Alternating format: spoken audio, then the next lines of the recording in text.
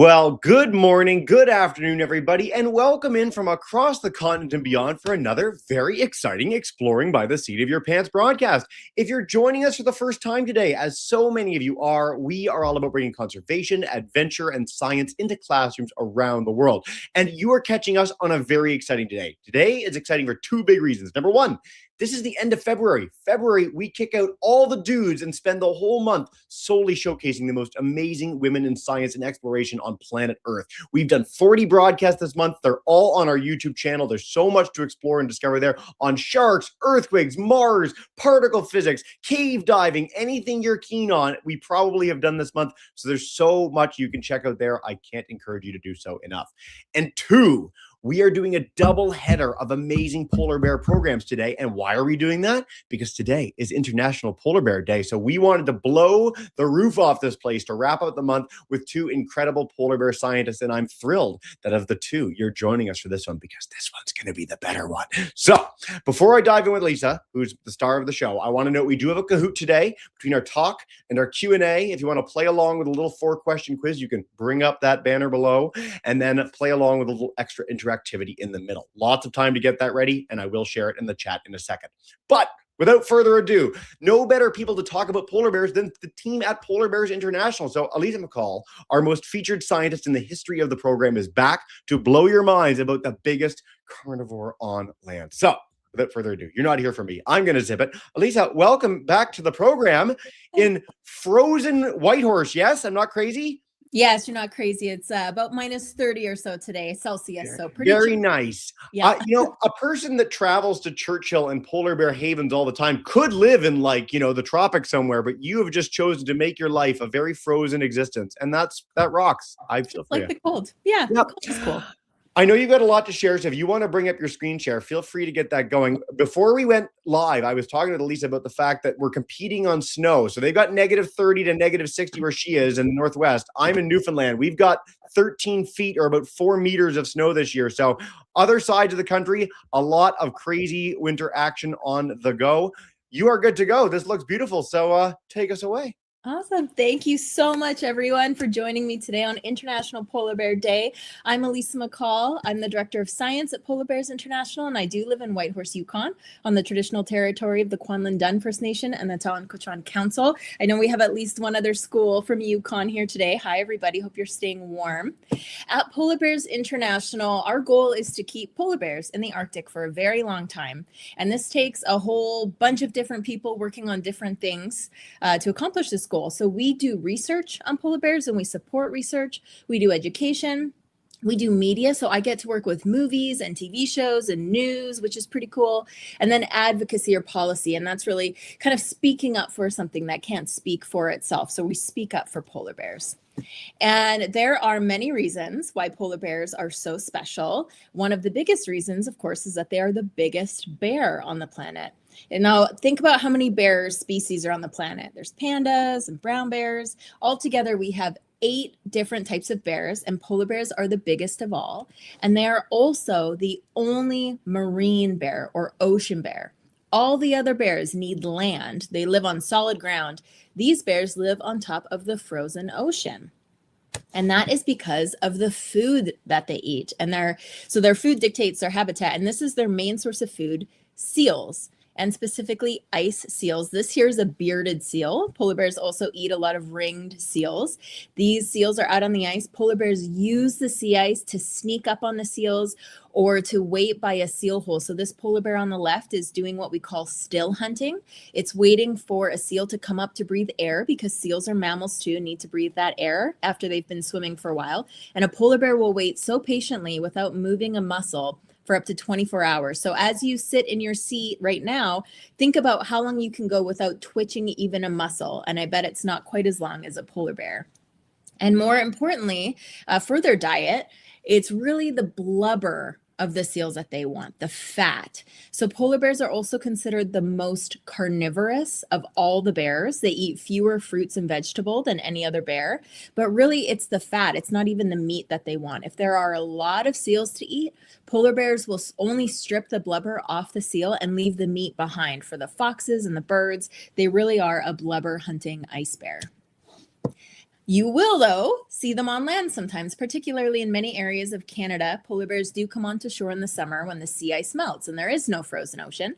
And when they're on land, they're still hungry, so they will eat other things. They'll eat eggs and berries and grass and seaweed. But at the end of the day, this would be like you trying to live for 3 months on jelly beans and iceberg lettuce. You would not feel very good and you would not have very much energy. So it really doesn't do much for them, but it fills their tummy up. They really want that blubber. And we can see that they are so well adapted for this life on the sea ice. They have many adaptations in their bodies that allow them to live this life. So as this bear walks sideways, look at that neck and that skull shape. Their necks are extra long and their skulls are curved, perfect for getting in and out of seal holes. And their necks help keep their head above water if they have to do long swims, which sometimes they do. Of course, their fur is a big one. Number one, it's really warm and thick. They've got two very thick layers of fur, like a downy sweater underneath and a raincoat over top.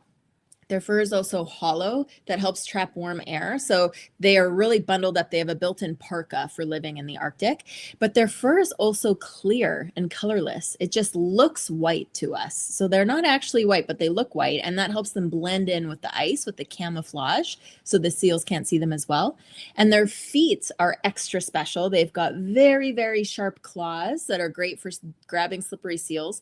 But they also have sticky feet. So they have these bumps on their feet called papillae, and that helps them grip the ice. Their feet are also really, really big, and that can distribute their weight. So they can walk on pretty thin ice compared to even humans and not break through. So they have a built-in parka, they've got built-in snowshoes, and winter tire companies have actually even studied the polar bear's foot to look for clues on how to improve winter tires.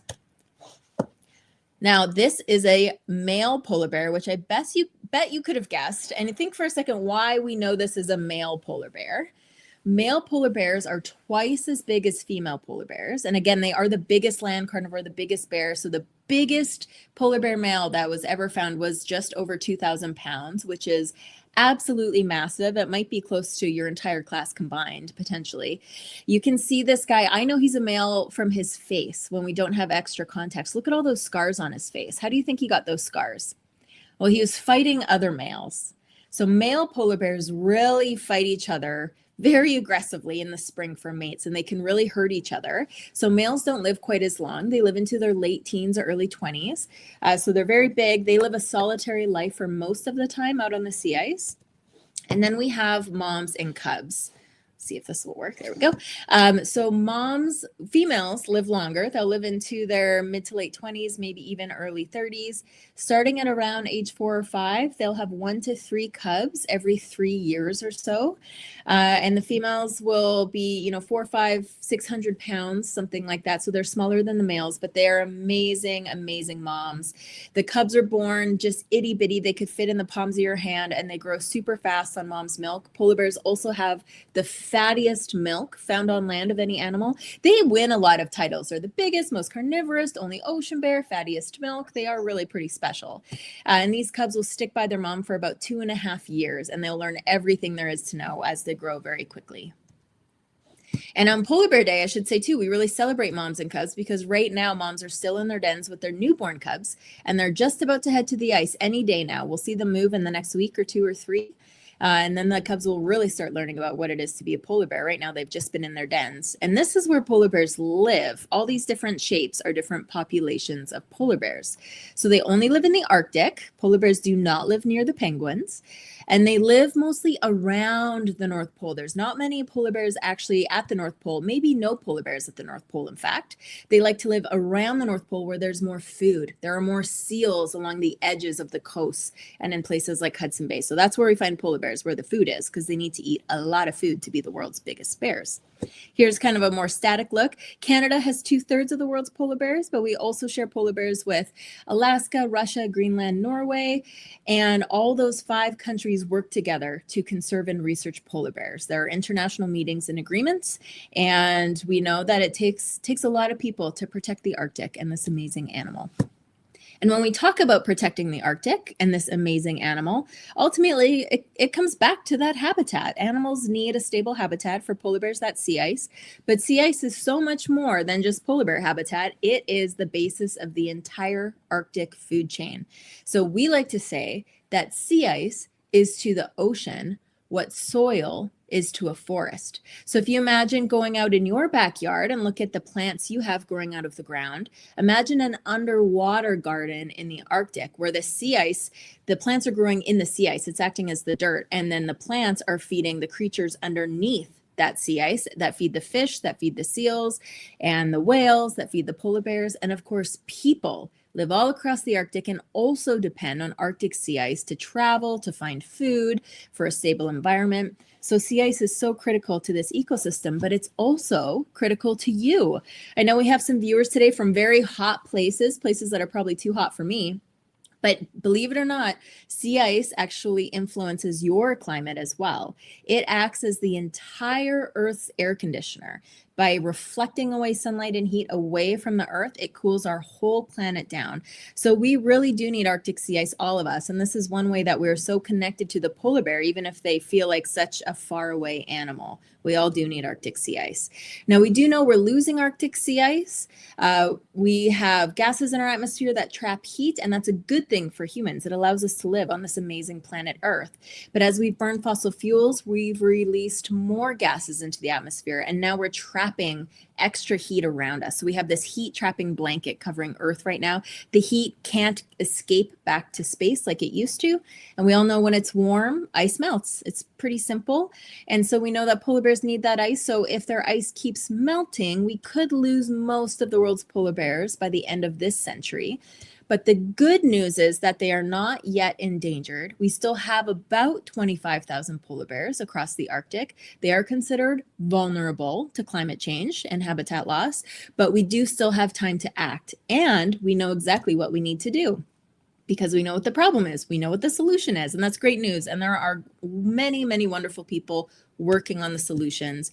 We can switch to cleaner energies like solar and wind. We can burn fossil fuels more efficiently when we need to. And one of the biggest things kids can do is talk about it. You can just talk about your environment, talk about maybe animals, maybe you like to go fishing, talk about what matters to you, because people care what people care about. And they know what you care about if you talk about it. So talk to your friends, family, bug your teachers, ask your principal where your energy at your school comes from, use your voices. And then as you get older, you can also vote for people that care or become leaders that care.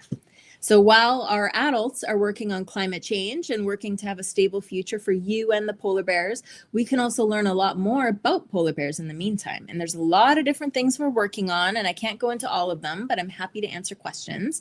It's important we work with Indigenous knowledge holders across the Arctic. The Inuit have lived with polar bears for thousands of years. They know a lot about this animal, so it's important we're working with them on polar bears. We can learn about denning and protect denning families.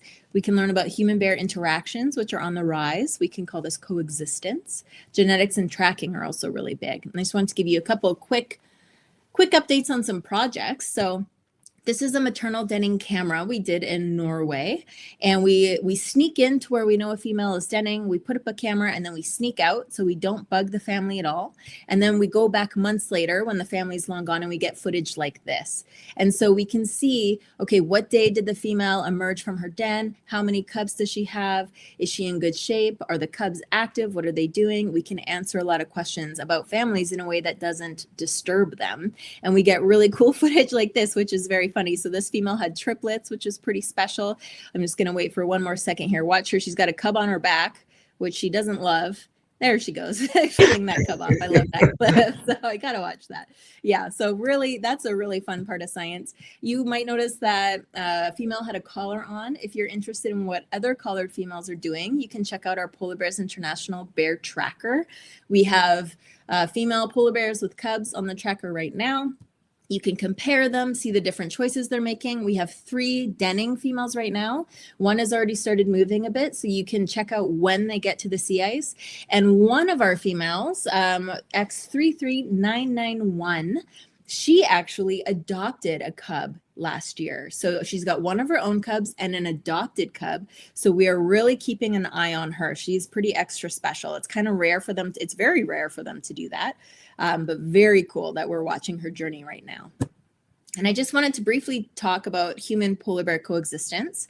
For many of us, polar bears, of course, I mean, I've been talking about how cool they are. I love polar bears. I think they're amazing. I also live in a place in Whitehorse that doesn't have polar bears coming into my yard every day. Some people in the north are seeing more and more polar bears, and we need to be supporting the people that are living with polar bears so that we can also support the polar bears. We need to keep people safe first and foremost.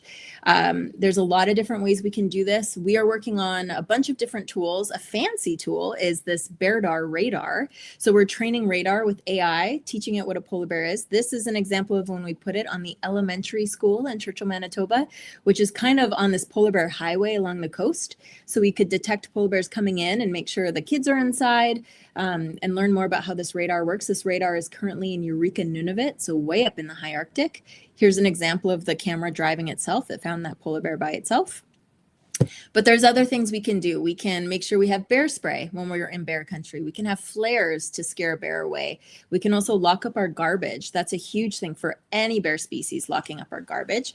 I wanted to show you what happens if we have garbage outside. So this is a bear in Churchill trying to get into the garbage dump.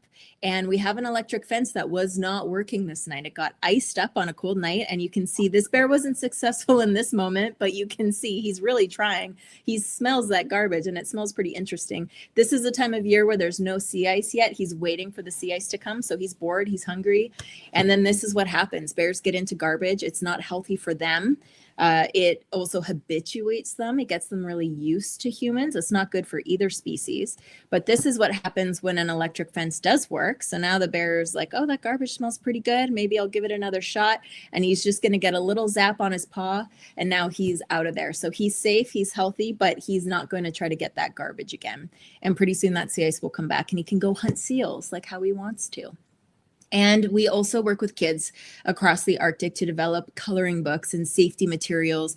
We have pictures that mimic places where they live. So we've got versions for Greenland, for Russia, for Canada, for Churchill specifically. The clothing and the buildings look like their own backyard. And it just gives a way to help talk to young people about staying safe with these large bears.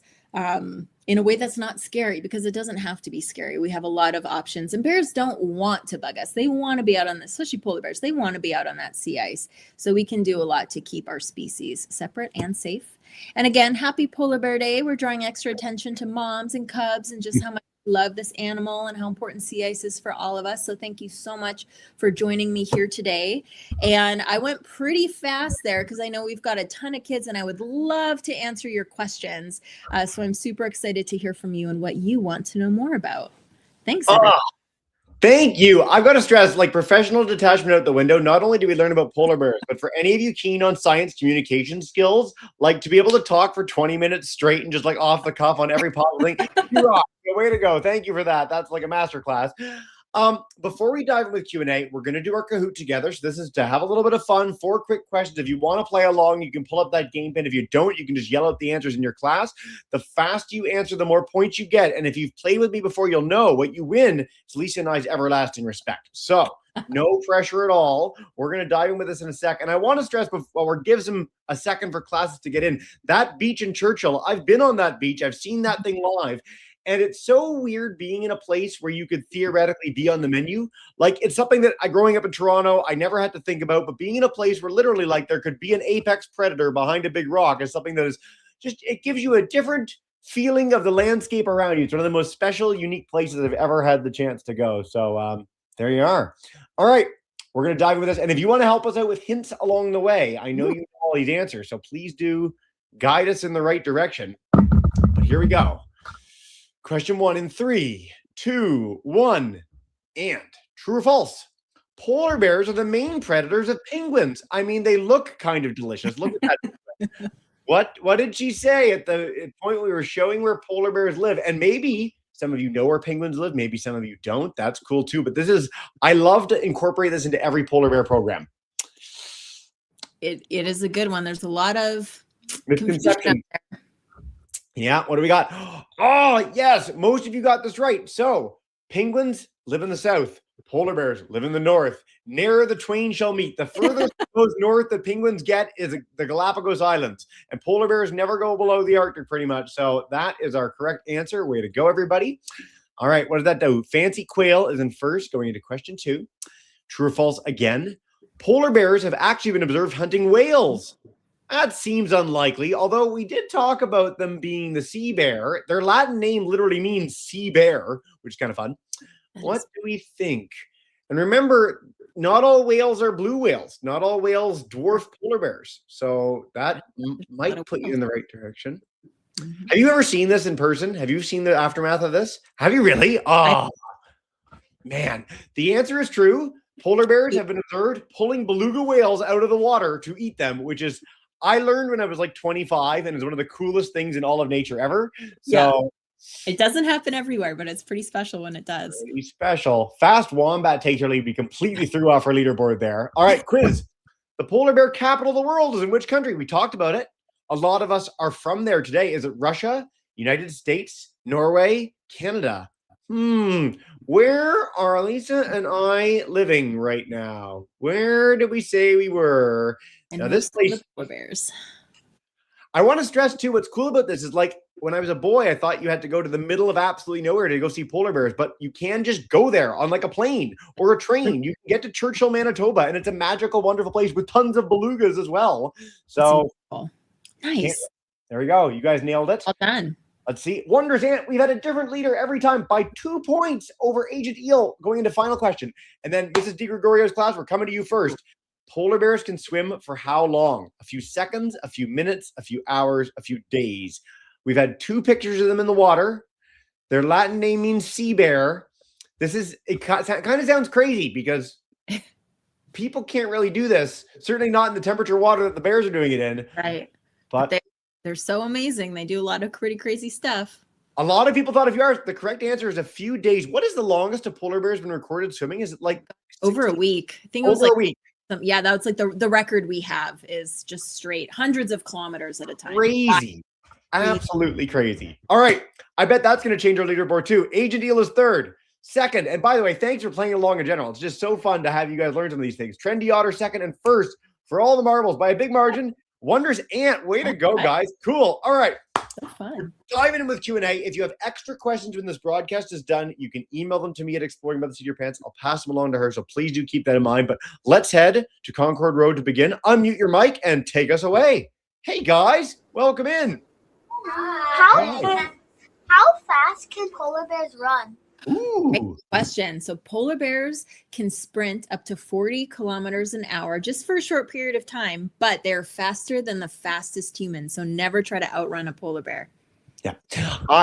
They're one of the few animals that will actually go for people in the wild. Sharks will generally swim away from you. Most creatures are like, want nothing to do with people. You do not want to be on the ice by yourself with a polar bear with nothing to defend yourself with. It's not an ideal situation to be in, which is why polar bear teams are very cautious of what they do, and we highlighted all those safety things. So, great question, guys. All right, Lori and Navika's class, come on in. Unmute.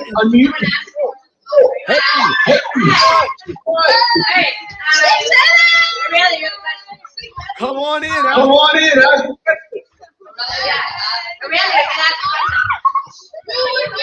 Wait. Stand up.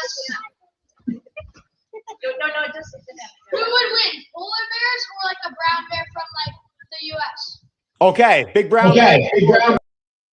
Who would win? So generally brown bears are more aggressive than polar bears, and we've seen where there have been a bunch of polar bears on a whale carcass and one brown bear comes in and scares them all away. So most bear biologists are more concerned about brown bears than polar bears, but the species will mate sometimes and have babies too, so it depends on the situation. And what are those babies called? Is it the fun name? Roller bears. Roller bears. There's your, I'm assuming we're going to get that question later. So that's your weird name. Excellent. And just because anytime a student asks about animal combat, when I was your age, I loved this show called Beast Wars, and I can't recommend it enough. And it had like crocodile versus shark, tiger versus lion. It was the greatest thing of all time. Anyway, Mr. A's Ocean Kids, our high schoolers, come on. And if you guys have a question, and take us away. Hey. Hey, I have a question from one of my Spanish-speaking students, and she wants to know what the reasoning is behind the scientific name for the polar bear. How'd they come up with Ursus maritimus? Yeah. Excellent question. Ursus maritimus literally means sea bear. And so it's to just highlight how tied this bear is to the ocean. It's not a land bear, it's a sea bear. Yeah, it's a lovely question. And it's a great Latin name for a bear. It is a great Latin name. Brown bears aren't swimming for a week, okay? They might go out a little bit for a paddle, but they're not doing anything over 100 kilometers. I can tell you that much. Cool question, guys. We haven't had that one ever, I don't think, which is kind of fun. Great. Madam Sylvie, let's head to Quebec. Come on in and take us away. Camera and say your question. How did had adopted a cub? How did she adopt a cub? Yeah. Oh, that's such a good question. That's actually something we would love to know more about because we don't really know what happened, but we know the mom was about 5 years old, which is very young for a polar bear mom. And she had one of her own babies and something must have happened to the other cub's mom. So maybe she died, maybe they got separated. And this young mom was willing to take in this other cub and she's been taking care of it ever since. We've seen the family together last fall. They're out on the sea ice now. And we know that a cub has no chance of survival without a mom. So now it really does have a chance of survival. And we're really excited to see what happens for this family next. It's a really cool story. It is a cool story. It's not all creatures, but it's really nice when there is an adoption story in the animal kingdom. It's really rare. I've never heard of it with a polar bear before. You probably have heard something like this, but that's a really neat addendum to this. So thanks, guys. All right, our Forest Park crew, Ms. Arlene's class, they've shared in the chat. So they want to know, when did scientists start tracking the polar bears and why? Oh, it's such a good question. I think originally tracking might have started as early as the late 70s or early 80s. Improvements happened in the 90s, and then through the 2000s, technology got better. Still, wildlife technology is way behind other technology because there's not a lot of money in it. But we track polar bears mainly because we would have no other way of knowing what they're doing for most of their lives. They're way out there on the sea ice, which is super dangerous for humans. It's dark most of the time. It's windy, it's cold, it's wet. We have no idea what polar bears are doing out there, but with tracking technology, we can see where they move, when they move. We can match their locations up with sea ice data, so we know what kinds of sea ice they're on, and we can actually better understand how they use their habitat, what happens when their habitat changes, and it just gives us so much insight into their lives. One of my favorite things about that answer was that you said the 1970s, and to some of our kids who are born in literally the 2020s, the 1970s sound like way back. That's actually really recent. Like, we barely started doing the research on this. We've got so much more to discover. Yeah. The 70s is really recent. Ask your teachers. All right, we're going to head to Glenview. We're going to take a few from YouTube, and then we're going to do a whole other round because you are whipping through these and you rock. Come on in, our lunchtime crew, and take us away. Charlie's coming. Hi. Hi. So how much babies do polar bears have? Ooh. Good question. So usually they'll have between 1 and 3 babies at a time. Usually twins. We are seeing more and more single cubs in more areas because it just takes a lot of energy for the mom to raise these babies. And then they'll reproduce about every 3 years or so. That's interesting. Every 3 years is really unusual. Are any other bears like, you would know this more than I would. Do any other bears do it that way? Or like a lot of things are every year? Yeah, I think brown bears might be every couple years. Yeah, I think there needs to be so much maternal investment in polar bears because it's such a harsh environment. So they need a bit longer with mom. We're going to take a really cool question from our YouTube chat in just a second. We're going to do 3 or 4 from there. But before we do, you have a skull behind you. And would you mind grabbing it for us and maybe some of our props du jour? Because this really gives a sense of how massive that animal is. To be fair, this is an adult male record holder that they built the skull. And it's a model. It's plastic, but yeah, you can see here. So these massive teeth, and then there's a gap here that's perfect for a seal head to fit in. And then if you look up its nose, look at that. All that surface area gives them the most amazing sense of smell. They can smell for about 1 kilometer away on the ice, even more if something's really stinky. Yeah, so they're big. They are big. They're big, all right. We do a lot of programs at the Toronto Zoo, and they have polar bears there. And I was sitting by the glass, and I turned my head, and through the 1 inch of acrylic, there was a polar bear head looking at me. Oh my god! That gives you a primal response in your heart. I can tell you that. Yeah. On the note of motherhood, Katie's joining us in Nicaragua today. She wants to know: do male polar bears have an instinct for their babies like female bears do? Unfortunately, their instinct is usually not good. Moms generally try to keep the babies away from the males. Males have no role in rearing the cubs, and in fact, they can be quite dangerous to the cubs. So the females are usually trying to avoid those boys. Yeah.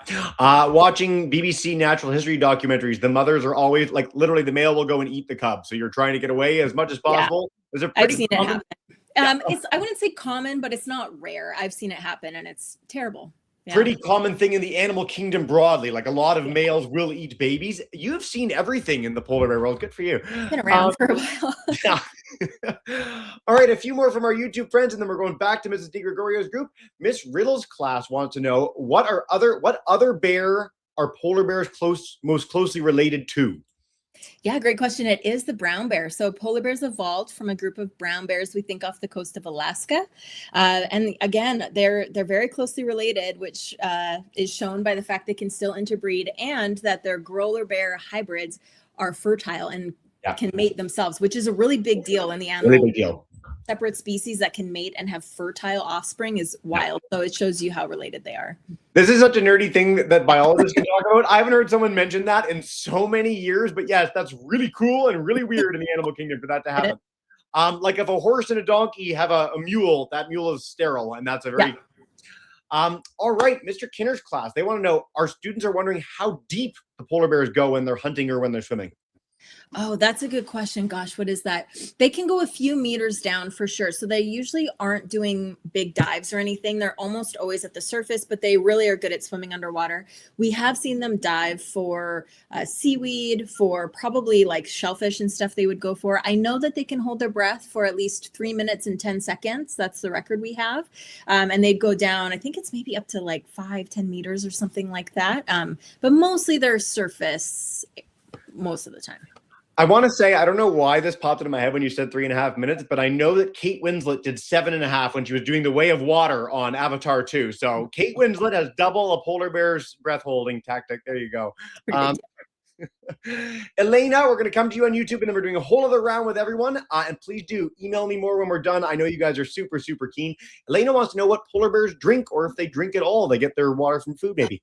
Okay, this is such a great question. We actually have our chief research scientist right now looking at better understanding the metabolism of water in polar bears. Because they eat such a high-fat diet, we think maybe they can create their own water or they have less water needs, but we do see them eat snow sometimes and drink fresh water. So that's actually something we're trying to understand more. So great one. Maybe I'll have a better answer in a year or two for you. I love when we have questions that kind of stump the experts. There's a lot that we still have to learn, even with something like the polar bear, which is one of the most studied animals, has a whole organization, Polar Bears International, that does work with scientists from all over the world. And there's still things that we don't know. And this is something we're stressing about every animal we're ever going to feature on this program. If you're keen to be a biologist and explore these things, there will be endless work for you for thousands of years to come. I promise you. Totally. All right, let's go back to our Mrs. DiGregorio's class. Come on in and take us away. Hey again. What eats polar bears? What eats polar bears? Good one. Yeah.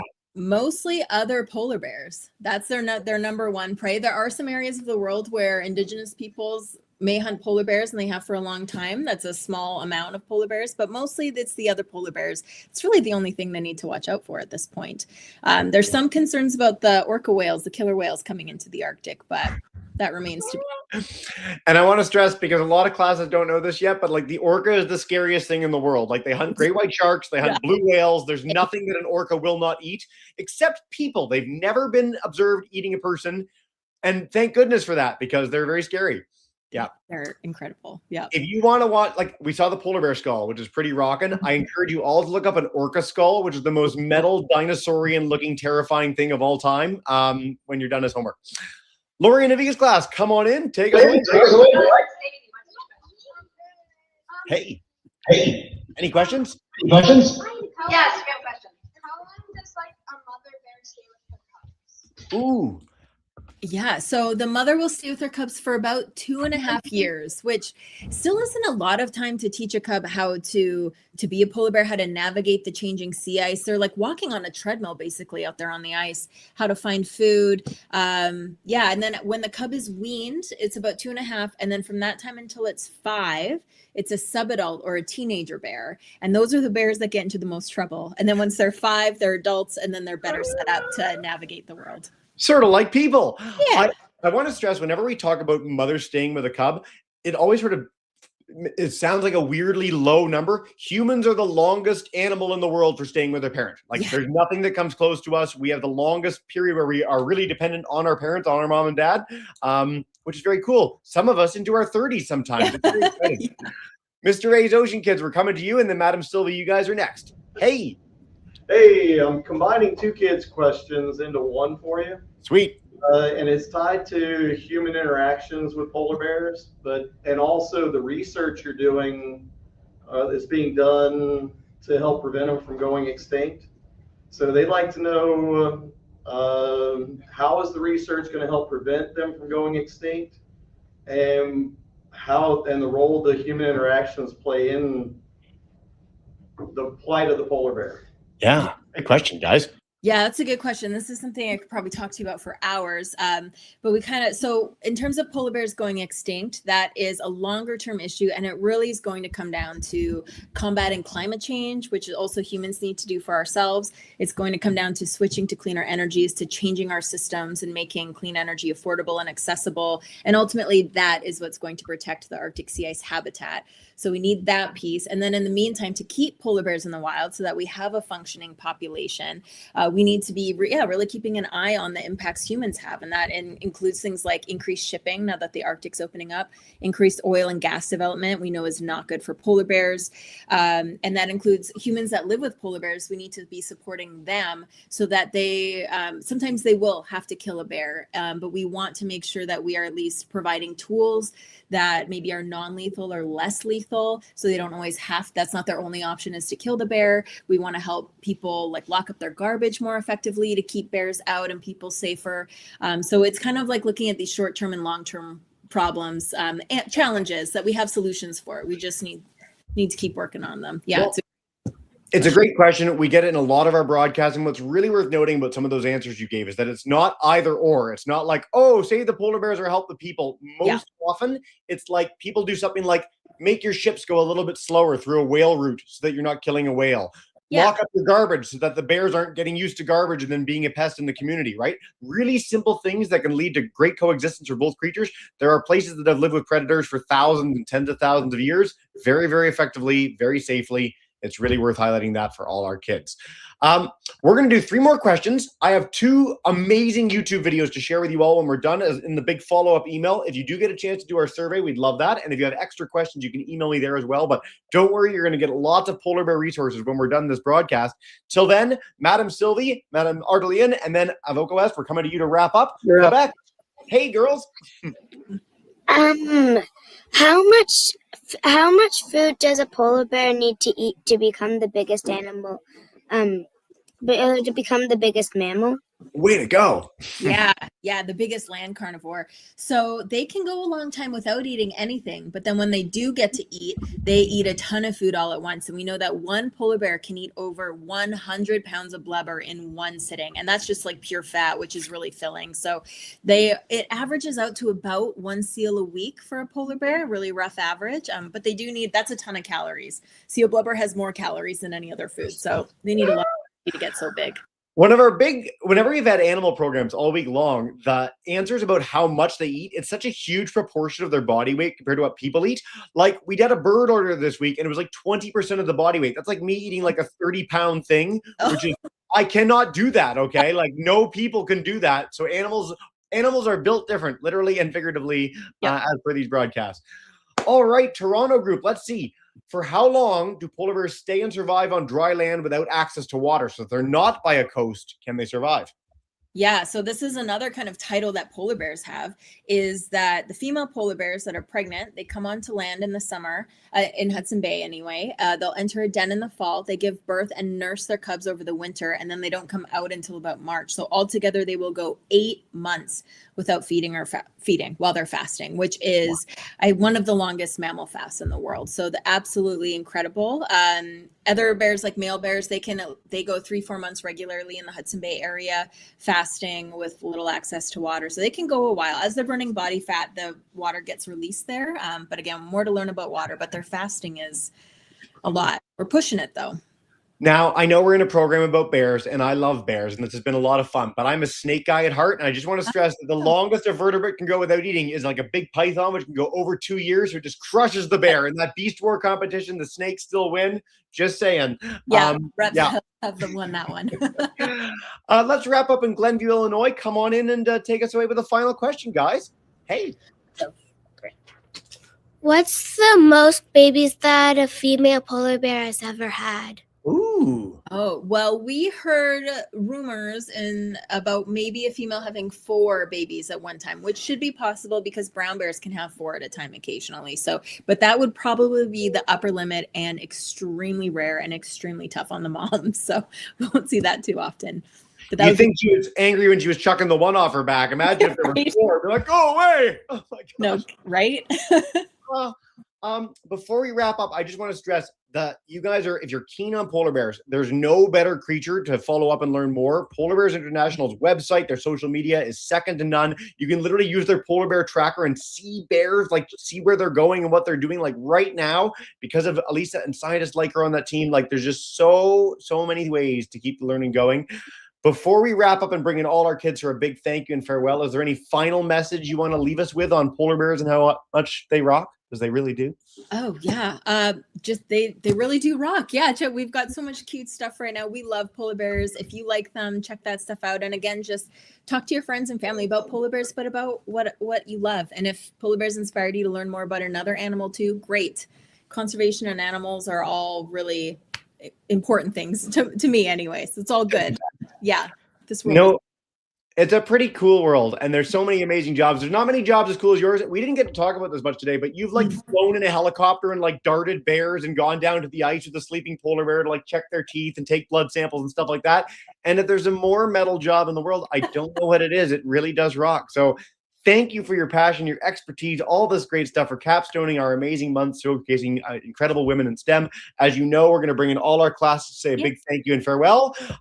New York. Great. Come on in, everyone.